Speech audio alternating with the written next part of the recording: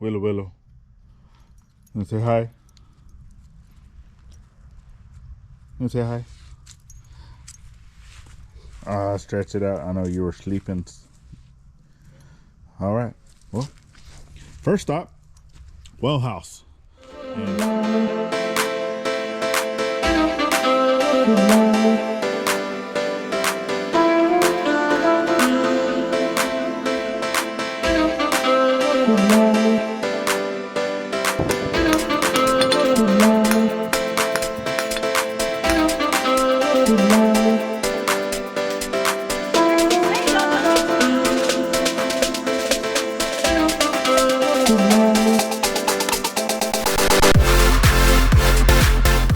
What's up, folks? Welcome back to another journey. So I am out here today by myself, and we were going to get started back on the gathering house, clearing that land and stuff like that, but I'm not allowed to cut down trees when I'm here by myself because and then glad I said no burning stuff because that's what she likes to do. Obviously, you know, the girl with her torch.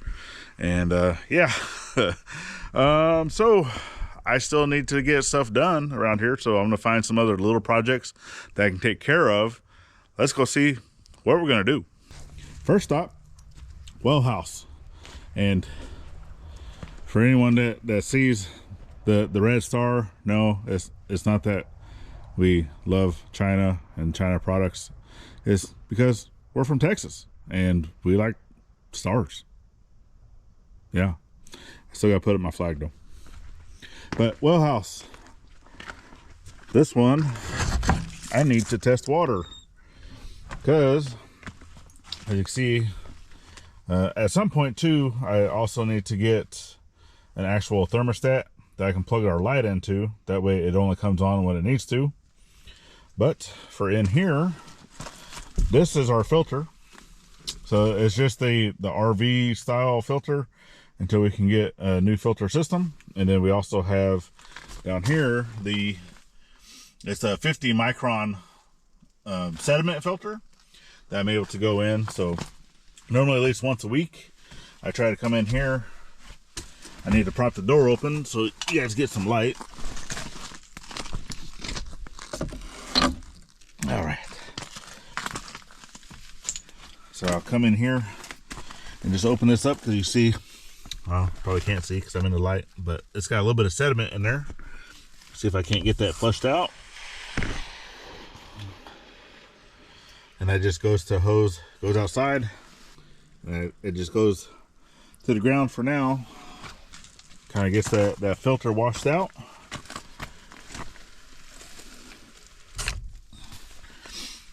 And then I try to do that, like I said, at least once a week, and then about every month I'll change it to a new filter, or whenever we see that our water pressure drops.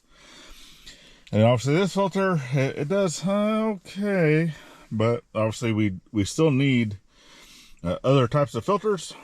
But I don't exactly 100% know what all we need because I've never tested this water. So let me go grab the test kit. Let's get some water tested and see what we need.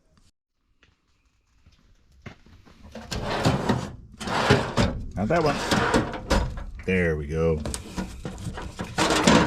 And then, oh, thought that was my other filter. Anyway. All right, so we are not sponsored by this product. This is something that I did purchase online whenever we bought the sediment filter. But let me go ahead and get this opened up. So, because it does say it's a 2-minute easy testing, and it compares your water to EPA standards, whatever that may be. I don't even know, but I need a knife or something so I can open this box. All right. Had to go dig out the old knife out of the truck. I don't always carry a pocket knife with me. Just depends on what's going on for that day. So let me go ahead and get this opened up.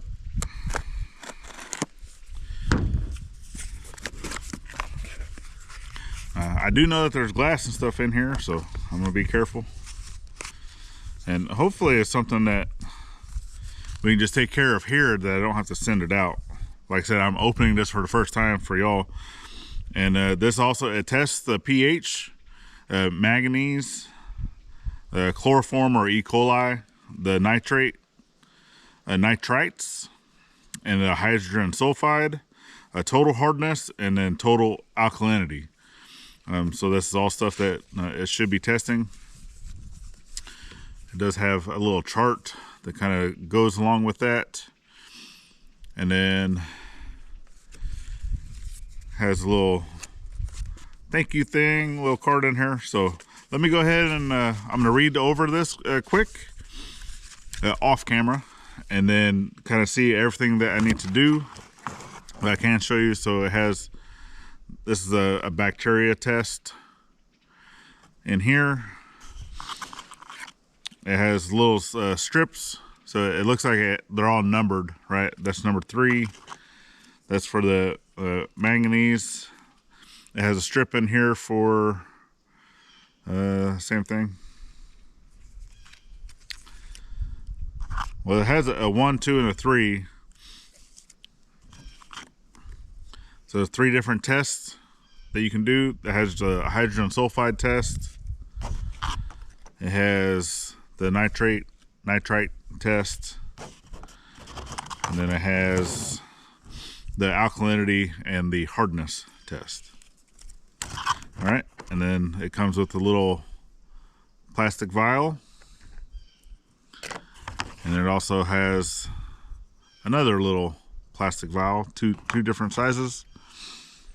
And then, like I said, it has this, which it looks like it has dirt in there. Some type of powder, I don't even know. But it's a bacteria test. So to just make sure, because we have been utilizing this water and showering with it. We don't use it for cooking. We don't use it for drinking.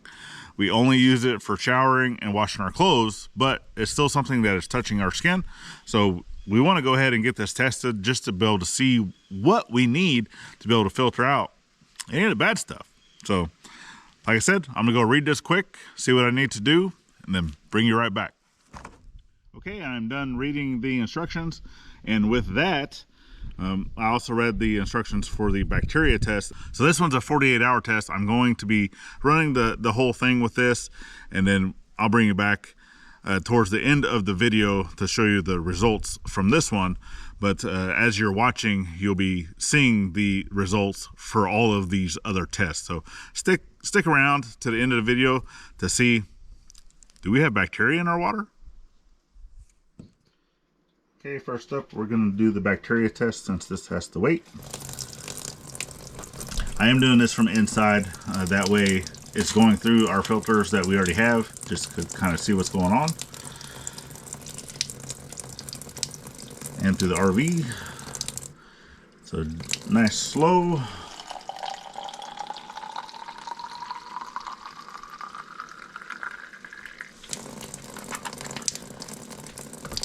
There we go. And you want to make sure that you're not touching the inside of this bottle at all.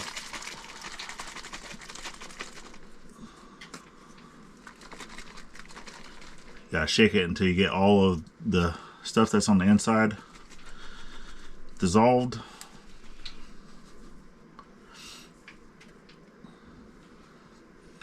And then this needs to stay somewhat warm. So you're placing it in a room that's between 68 and 90 degrees. So I actually have a perfect place for that because our refrigerator is still busted inside the RV. So that's where it's going.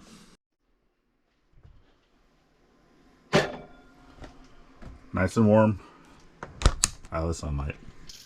Okay, up next, I'm actually going to be filling up a clear glass like this to take outside. And I'll use this water to fill up the other vials. And then also, some of the tests we have to do will be right out of this glass. So let's head back outside. All right, made it back outside. I got the big glass of water. And this does require filling up the other little smaller vials. So I'm gonna go ahead and get those filled up.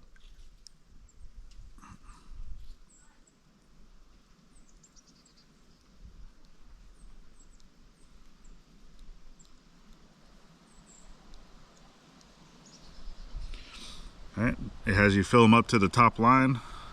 And it's a little windy out here today, so I apologize if that's being picked up. And this one has lines on it as well. It says to go to the top line.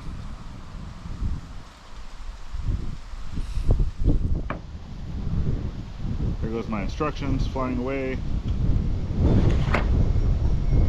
And my water. I guess I need to move over to the shop to get out of the wind. Okay, so now we're in the shop. The lighting over here is not the greatest.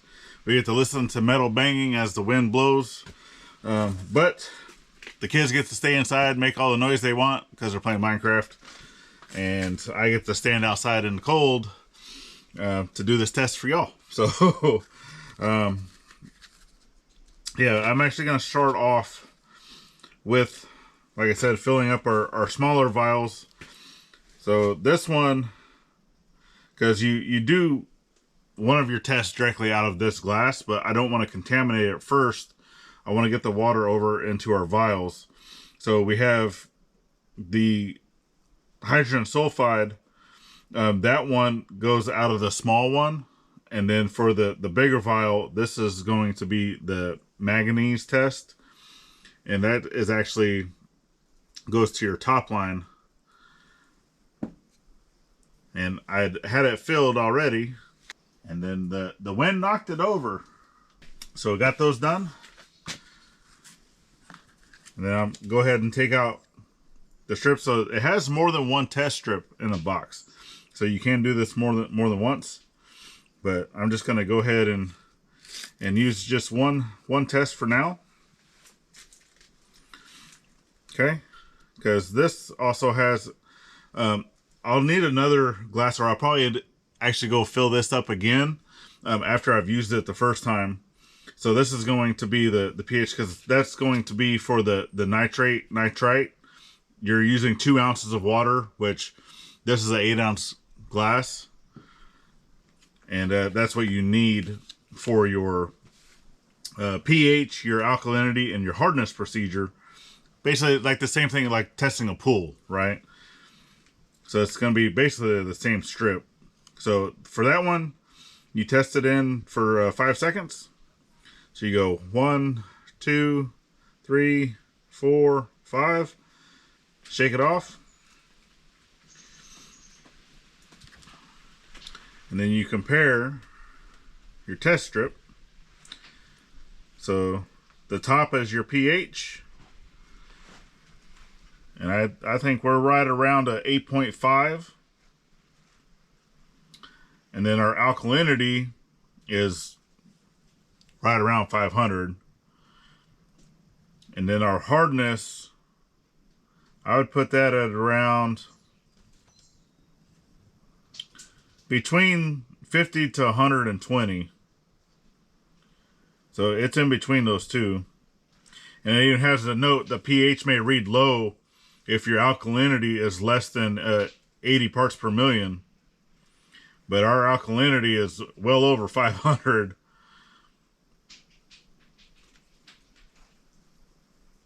With the pH being at 8.5. And I'll write these down a little bit later. That way, because I want to look and see, you know, what is the recommended. Because for the pH, alkalinity, and hardness of what the recommended value is for that. Obviously, that's not going to... I'm pretty sure it changes the taste of your water. But it's not going to hurt you. And some of those things, at least, you know, it doesn't have recommended listed here. So I know some of these other ones, it's going to tell you that it needs to be at a certain number. Otherwise, it is bad. So for this, let me go ahead and do the hydrogen sulfide. So that's the one that makes your water smell like rotten eggs, which ours does. So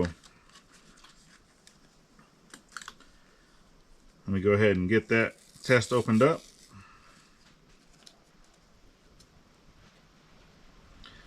Now this test does have a very small amount of lead acetate. So it's something that if you don't want to touch it with your bare hands, then don't do that. Okay, this goes into the small vial. You're going to wait for at least 20 seconds. 1, 2, 3, 4, 5, 6, 7, 8, 9, 10, 11, 12, 13, 14, 15, 16, 17, 18, 19, 20.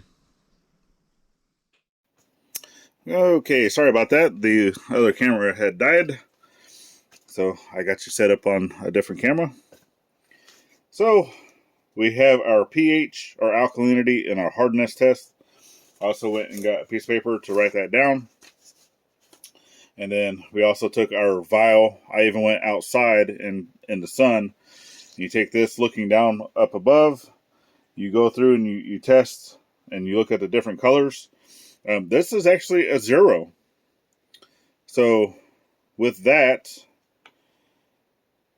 hydrogen sulfide is none. We don't have hydrogen sulfide. So that's actually surprising because we definitely have a really horrible egg smell in our water. So I might even try testing that again with not getting it from the RV, actually getting it straight from the well. And I might run that one again. So next up is going to be our large vial. We're going to be doing the manganese. Yeah, you fill the semi-large vial to the top line with water, and then you dip the strip number 1 into the vial for 20 seconds with a constant, gentle back and forth motion. Discard your strip, and then you dip number 2. So because you have a 1, a 2, then you do number 2 for 20 seconds with the same thing, gentle back and forth motion. Then you discard, and then for your color development steps, okay, you do number 3 for 30 seconds. Same thing, gentle back and forth motion. Then you remove the strip. It says shake once to remove your excess water. Wait 3 minutes, and then watch for the color chart. And this one, it does have a caution on there to avoid contact with your skin and eyes. Do not ingest or expose to acids. Okay, because obviously this could explode if you're doing acids or whatever, right? So with this one, because it does contain cyanide, and I'm not too worried about lead. I've touched lead with my bare hands. Not good for you, but this one, I'm going to go ahead and go grab some gloves. Okay, got my gloves. So I'm going to go ahead. I want to move this out the way. Move this out the way. Let's get strip number 1 going. This kit does provide enough to where you can do the sample twice. All right, so we want to do this for 20 seconds. 1, 2, 3, 4, 19, 20. Discard. And do strip number 2. Strip number 2 is being stubborn. Thank you.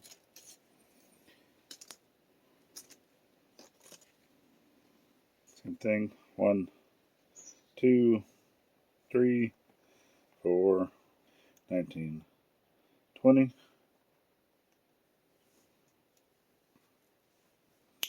And then strip number 3 to get your color. 9, 10, 11, 12, 28, 29, 30. And shake once.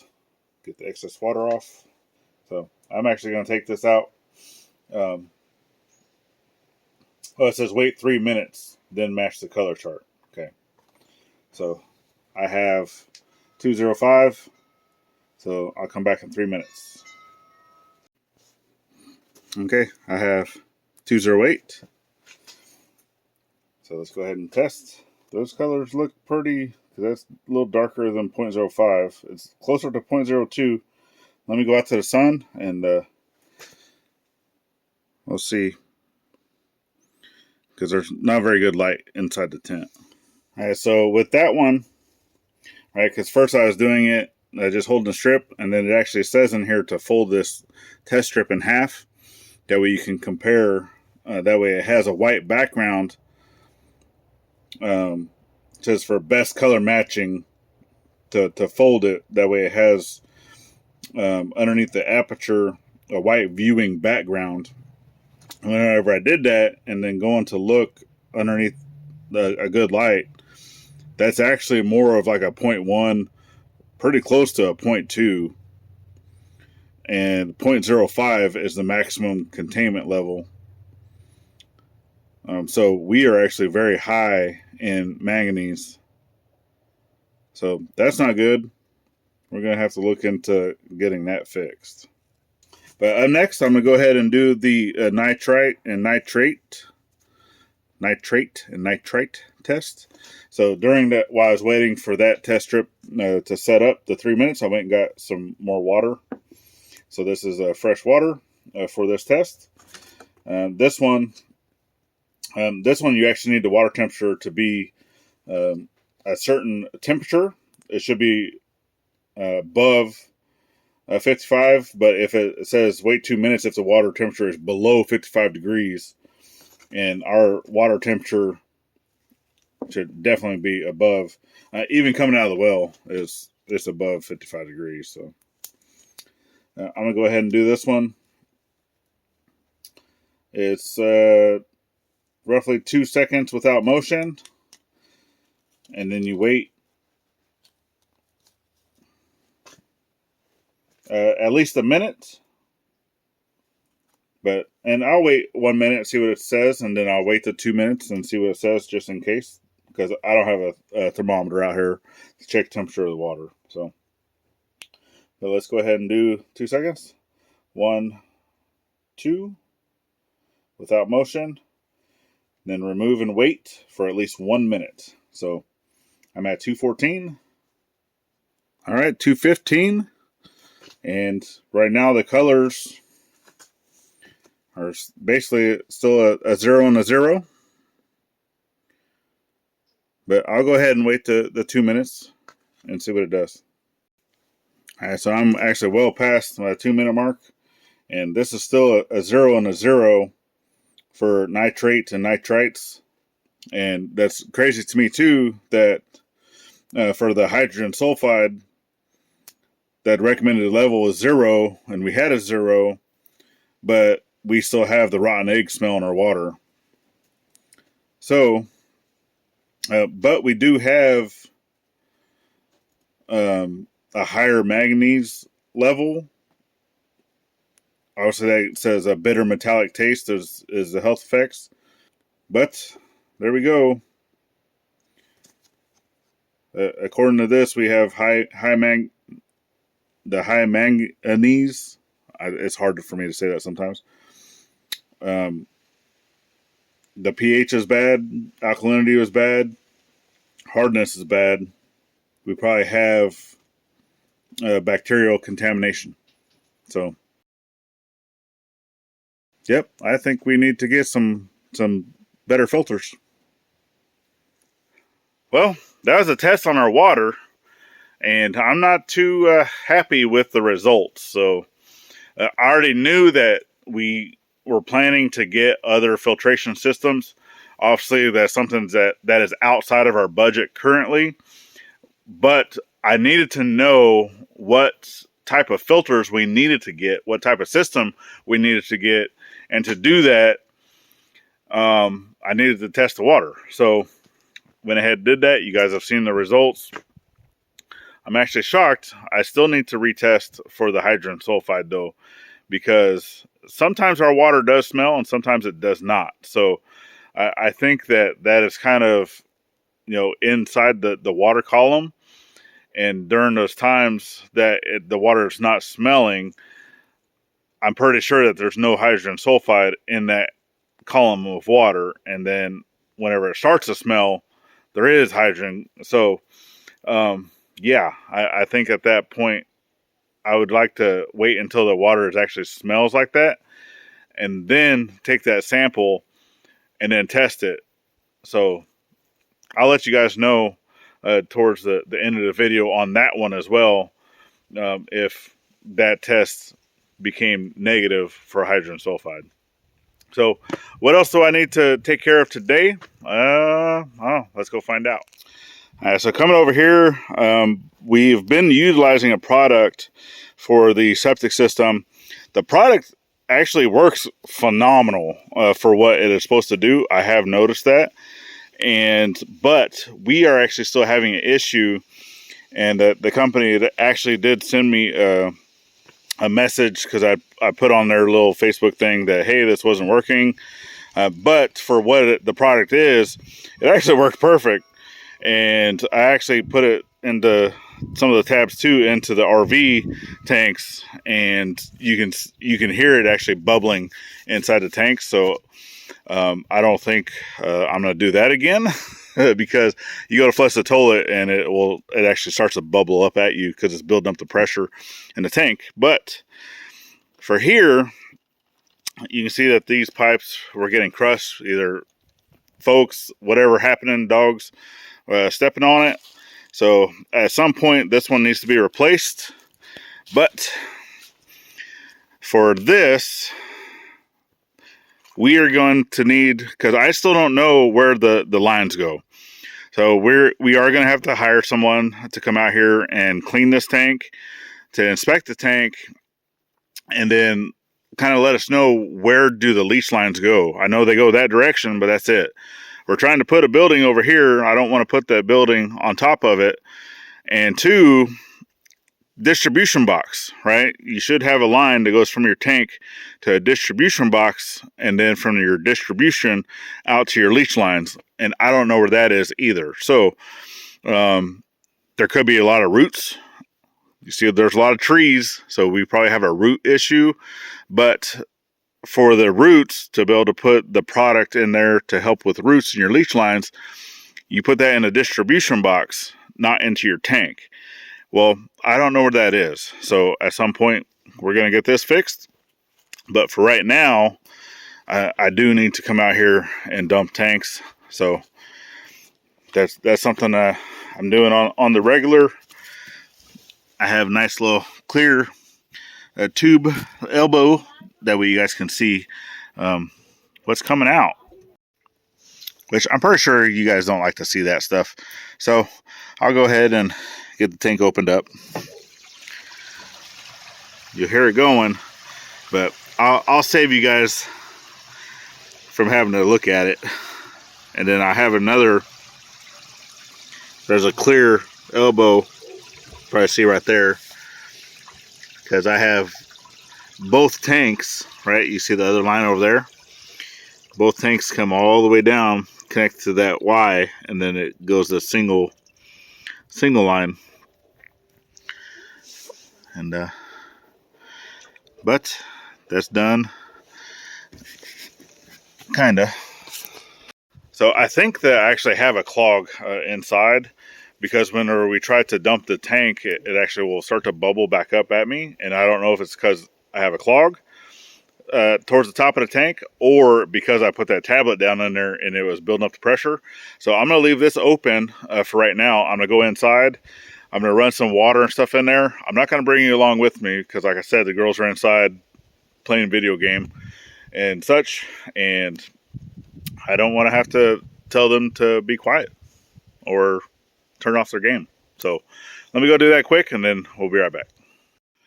Okay, so I did get some movement. Obviously, yes, there was a clog. I think it was just kind of piling up towards the top right there at the center of the tank. But what I'm going to go ahead and do is, let me come around here so I'll show you quick. So I left, whenever we put this tent here, you can kind of see back here, I left the hose connected to that washout. Which, I mean, obviously you're supposed to do every single time that you dump the tank, but I don't always do that. So you want to leave your valve open anytime that hose is running. So I'm going to go ahead and come over here, because I have that hose right here coming up. And then let me connect it to here, which I'm going to take it off the Y. So needed 2 hands for that. So I got the hose on there. Go ahead and open this up. Full pressure. Nice and squeaky. And then we'll let that rinse out that tank and see if we stop having the backup issues. But like I said, of course, in doing that, I still have fluid coming out of the top of the tank. So it is what it is. Okay, up next on the agenda, while that is still rinsing out, I'll just go ahead and let that roll for a little bit. We'd actually caught some deer on one of our trail cams, and the same day that I reviewed the footage, I ended up moving the camera because Mom and Dad wanted to know what's been going on the top of the shed room. They keep hearing noises at night, along with the cat, right? The cat even will look. So I went ahead and moved the camera over here. That way I can kind of see, hey, what's going on? I let that record for a few nights. And then I was told that they forgot I moved the camera. We had family over, and both Dad and my brother-in-law left me a little surprise on the camera. So yeah, I'm not into sausage fest, so hopefully I can delete those footages before I see it. So yeah, but I'm gonna go ahead and get this camera moved back over to where the deer and stuff were at, and then get the footage on this,